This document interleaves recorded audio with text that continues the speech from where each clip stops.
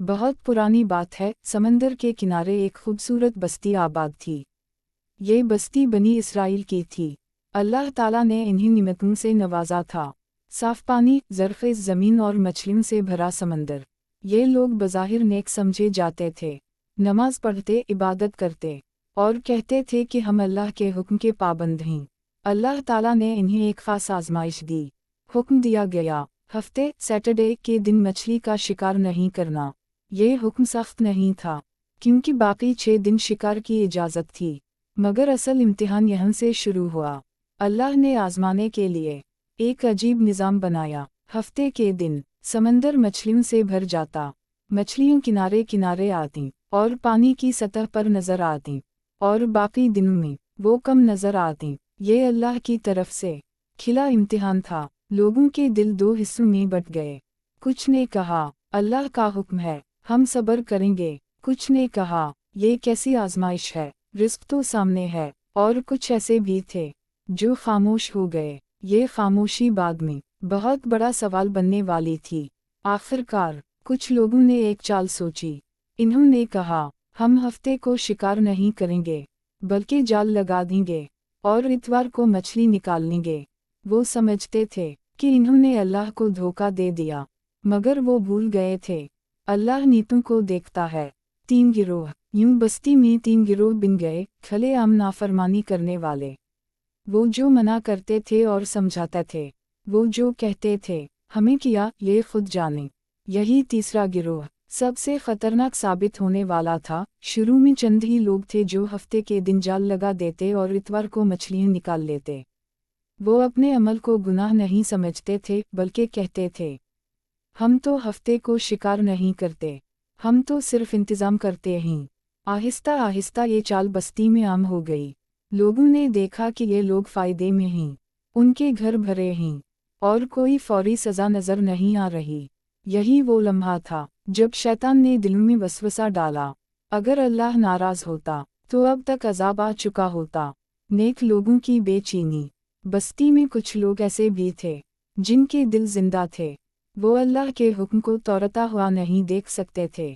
वो गुनाहगारों के पास गए और कहा, अल्लाह से डरो, तुम इसके हुक्म के साथ खेल रहे हो, ये चाल तुम्हें बचा नहीं सकेगी। इन्होंने याद दिलाया, रिस्क देने वाला अल्लाह है, ये मछलियाँ नहीं। जवाब में तमसखर गुनाह करने वालों ने मजाक उड़ाया, कहने लगे, तुम बहुत ज़्यादा डरपोक हो, हमने कोई गुनाह नहीं किया। कुछ ने कहा, अल्लाह बड़ा गफ़ूर है, वो हमें मुआफ़ कर देगा। ये वो जुमला था जिसे अक्सर गुनाह को जायज़ बनाने के लिए बोला जाता है। खामोश तीसरा गिरोह। और फिर एक तीसरा गिरोह था। ये लोग ना गुनाह करते थे और ना रोकने वालों का साथ देते थे। वो कहते थे, तुम क्यों नसीहत करते हो, ना ये तुम्हारी बात मानेंगे, ना अल्लाह इन्हें छोड़ेगा। ये खामोशी अल्लाह के नज़दीक बहुत बड़ा सवाल बन गई। नेक लोगों ने जवाब दिया, हम इसलिए नसीहत करते हैं ताकि कल अल्लाह के सामने हमारा दामन साफ हो और शायद ये लोग रुक जाएं। ये जुमला बताता है, नसीहत का मकसद नतीजा नहीं, फ़र्ज़ होता है। अब बस्ती 3 हिस्सों में बट चुकी थी। एक हिस्सा जो खलकर नाफरमानी कर रहा था, दूसरा जो रोक रहा था, तीसरा जो तमाशाई बना हुआ था। जल्द ही बस्ती को जिस्मानी तौर पर भी तकसीम करने वाली थी। नाफरमानी करने वालों ने हद पार कर दी।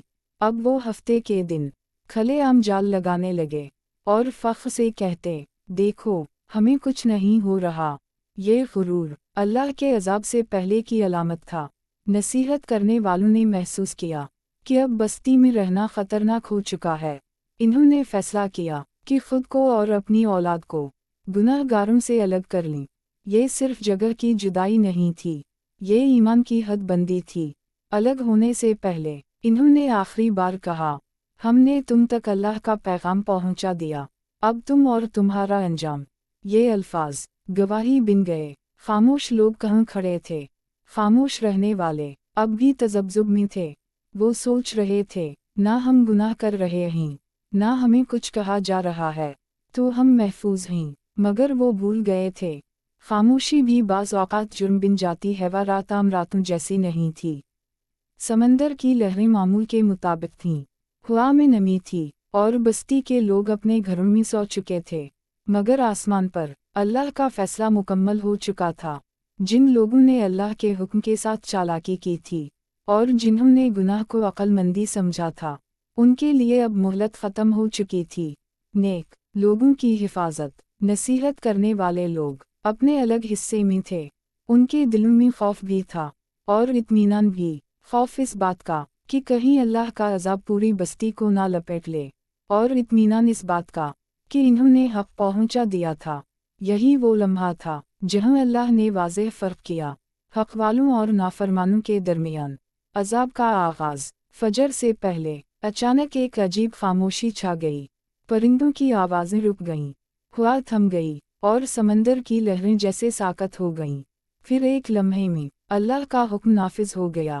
جن گھروں میں نافرمانی تھی وہاں لوگ چیخنے لگے، ان کے جسم کانپنے لگے، چہرے بگڑنے لگے، اور آنکھوں کے سامنے انسانی صورتیں بندر اور سور میں بدلنے لگیں۔ یہ کوئی کہانی نہیں تھی، یہ اللہ کا سچا وعدہ تھا۔ وہ بولنا چاہتے تھے مگر زبان ساتھ نہ دیتی تھی، وہ چیخنا چاہتے تھے مگر آواز جانوروں جیسی تھی۔ پہچان باقی، عقل باقی نہیں۔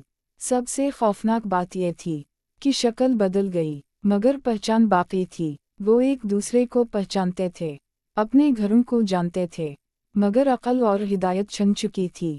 یہ عذاب صرف جسم کا نہیں تھا، یہ روح کا زوال تھا۔ خاموش لوگوں کا انجام، خاموش رہنے والے لوگ یہ منظر دیکھ کر لرز گئے۔ انہوں نے سوچا تھا کہ وہ محفوظ رہیں گے، مگر اب انہیں احساس ہوا کہ خاموشی نے انہیں بھی اللہ کے قریب نہیں کیا۔ بعض علماء کے مطابق خاموش رہنے والے بچ گئے اور بعض کے مطابق وہ بھی عذاب میں شامل ہوئے۔ یہ اختلاف خود ایک سبق ہے۔ خاموشی کا انجام بھی واضح نہیں ہوتا۔ 3 دن کی مہلت، مسخہ ہونے والے لوگ 3 دن زندہ رہے، نہ وہ کھاتے تھے، نہ پیتے تھے، نہ کسی کو نقصان پہنچاتے تھے، بس ایک دوسرے کو دیکھتے اور کراہتے تھے۔ پھر اللہ کے حکم سے سب ختم ہو گیا۔ بستی کا ویران ہو جانا، چند ہی دنوں میں وہ بستی ویران ہو گئی۔ جہاں کبھی ہنسی تھی وہاں خاموشی تھی، سمندر ویسا ہی تھا، مچھلیاں اب بھی آتی تھیں مگر انسان نہ رہے۔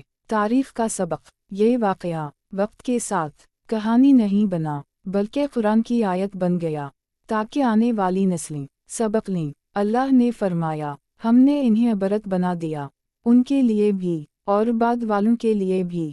آج کے لیے پیغام، یہ واقعہ ہمیں سکھاتا ہے اللہ کے حکم سے چالاکی نہیں چلتی۔ نافرمانی کو عقل مندی کہنا خود فریبی ہے۔ صرف گناہ چھوڑنا کافی نہیں، برائی سے روکنا بھی فرض ہے۔